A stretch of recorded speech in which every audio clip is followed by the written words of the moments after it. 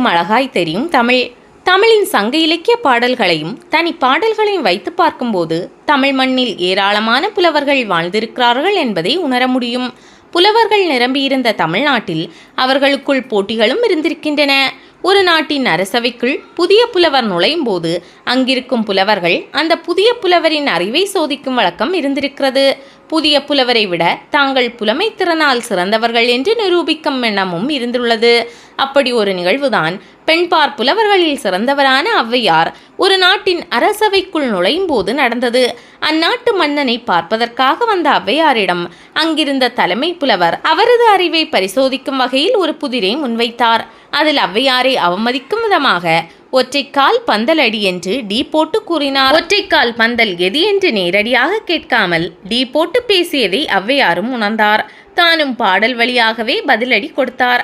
அந்த பாடல் இதுதான்: எட்டேகால் லட்சணமே யமனேறும் பரியே மட்டில் பெரியம்மை வாகனமே முட்டமேல் கூரையில்லா வீடே குலராமன் தூதுவனே ஆரையடா சொன்னாயடா. மேலோட்டமாக பார்க்கும்போது லட்சணமே, ராமனின் தூதுவனை போன்ற வார்த்தைகள் புகழ்வது போல நமக்கு தோன்றலாம்.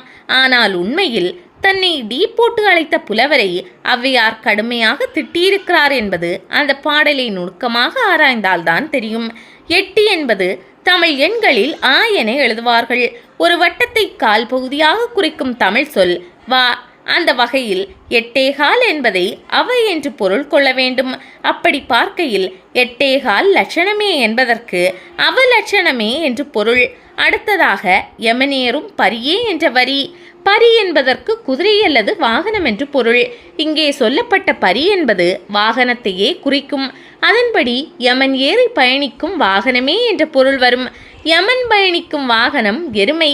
மட்டில் பெரியம்மை வாகனமே என்ற வரியில் மட்டில் பெரியம்மை என்பது மூதேவி என்று பொருள்படும். மூதேவியின் வாகனம் கழுதை. முட்டமேல் கூரையில்லா வீடே என்பது சுற்றிலும் சுவர்கள் இருக்க மேலே எந்த அடைப்பும் இல்லாத வீட்டை குறிக்கும். அப்படி மேற்கூரை இல்லாமல் சுவர்கள் மட்டும் இருப்பதை குட்டி சுவர் என்பார்கள். குலராமன் தூதுவனே என்பது ராமனின் தூதுவன் அனுமனை குறிப்பதாகவே பலரும் பொருள் கொள்வர். ஒரு வகையில் அது சரிதான். ஆனால் இங்கே ராமனின் தூதுவனான அனுமன் எந்த இனத்தை சேர்ந்தவர் என்று பார்க்க வேண்டும். அவர் குரங்கினத்தவர். அந்த வகையில் தன்னை கிண்டலடிக்கும் தொனியில் டீ போட்டு அழைத்த தலைமை புலவரை அவலட்சணமானவனே, எருமை மாடே, மூதேவியே, கழுதையே, எதற்கும் பயன்படாத குட்டி சுவரே, குரங்கே என்று திட்டிய ஔவையார் இறுதியாக ஆரையடா சொன்னாயடா என்று கூறுகிறார். மெல்லிய ஒற்றை தண்டு கொண்ட ஆரை என்னும் கீரை செடியானது அதன் மேற்பகுதியில் பந்தல் போன்ற அமைப்பில் இருக்கும்.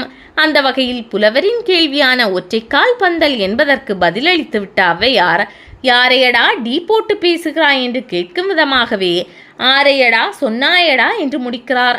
சில மொழிகள் பேசும்போது அழகாக இருக்கும். சில மொழிகள் எழுத்து வடிவில் அழகாக இருக்கும்.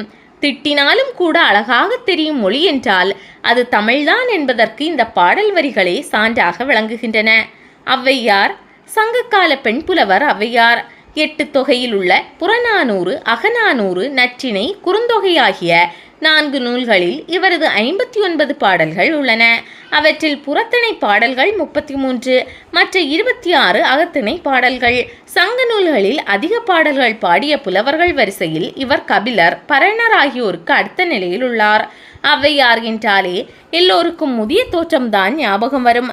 ஆனாலும் சங்ககால ஔவை இளமை எழில் மிக்கவராக இருந்துள்ளார். இவரை தவிர மேலும் 5 ஔவைகள் பல்வேறு காலகட்டங்களில் வாழ்ந்ததாக அறிஞர்கள் கூறுகின்றனர். அவர்களில் சோழர் காலத்தில், அதாவது 12ஆம் நூற்றாண்டில் வாழ்ந்த ஔவைதான் ஆத்திச்சூடி, கொன்றை வேந்தன், நல்வழி, மூதுரை, அசதிக்கோவை ஆகியவற்றை படித்தவர்.